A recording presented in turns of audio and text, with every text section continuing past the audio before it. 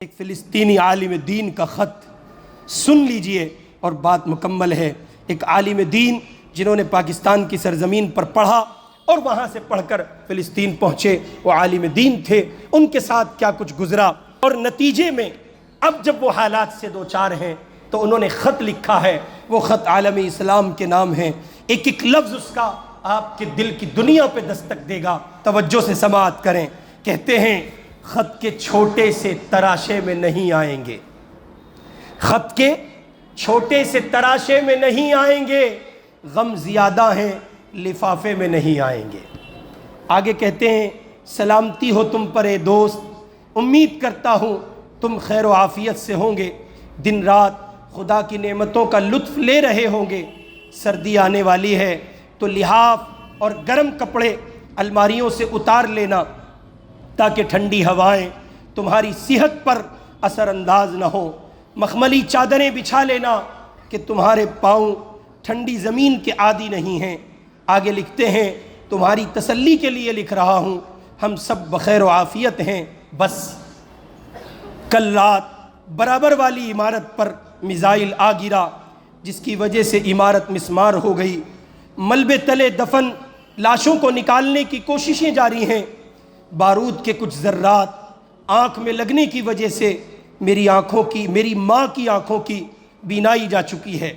آگے کہتے ہیں بھاری ستون کندھے پر گرنے سے میرا ایک بازو تن سے جدا ہو گیا، دوسرے ہاتھ سے تمہارے نام یہ خط لکھ رہا ہوں۔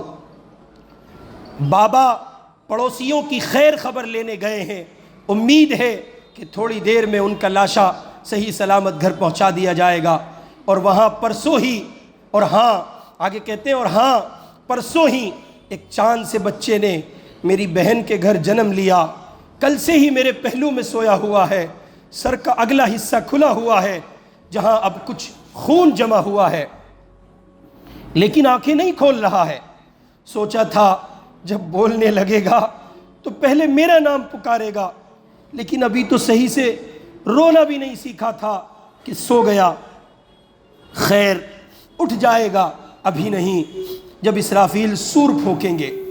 آگے کہتے ہیں سوچ رہا تھا ماں جی کو ہسپتال لے کر جاؤں، لیکن خبر آئی ہے ہسپتال میزائل کے گرنے کی وجہ سے تباہ ہو گیا اور 800 روحیں جسم کی قید سے آزاد ہو چکی ہیں۔ ایک ہفتے سے سبزی اور راشن دینے والا نہیں آیا، سنا ہے اس کے گھر پر بھی بمباری ہوئی تھی اور اس کا خانوادہ اس کے ملبے تلے دفن ہے۔ ملبے پر کتبہ لگا دیا گیا ہے جس پر لکھا ہے امت محمد کا مقبرہ۔ آگے لکھتے ہیں کبھی فرصت ملے تو فاتحہ پڑھنے چلے آنا۔ خیر یہ تو ہمارے یہاں روزمرہ کا معمول ہے، تم پریشان مت ہونا۔ اور سنا ہے تم تفسیر قرآن اور احادیث پڑھتے ہو،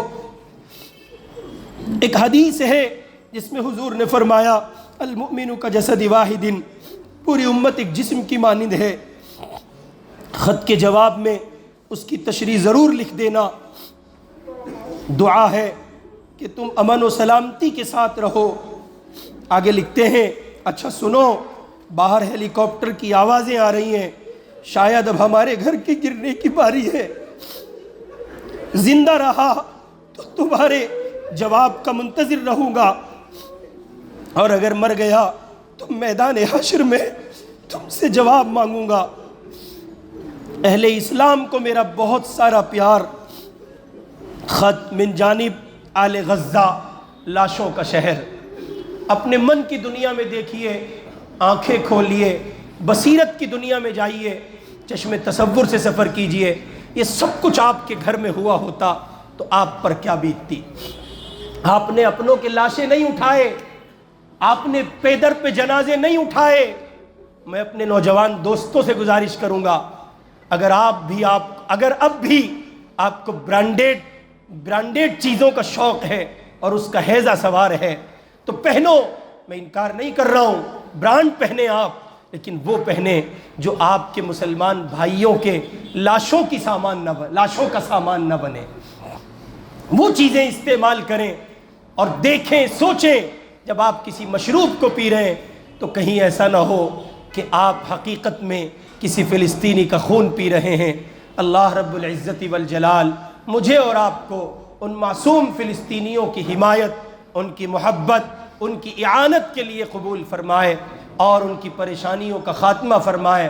ان کے شہداء کو اللہ تعالیٰ قرب کے اعلیٰ درجات نصیب فرمائے اور ان کے زخمیوں کو، بیماروں کو اللہ پاک کامل شفا نصیب فرمائے۔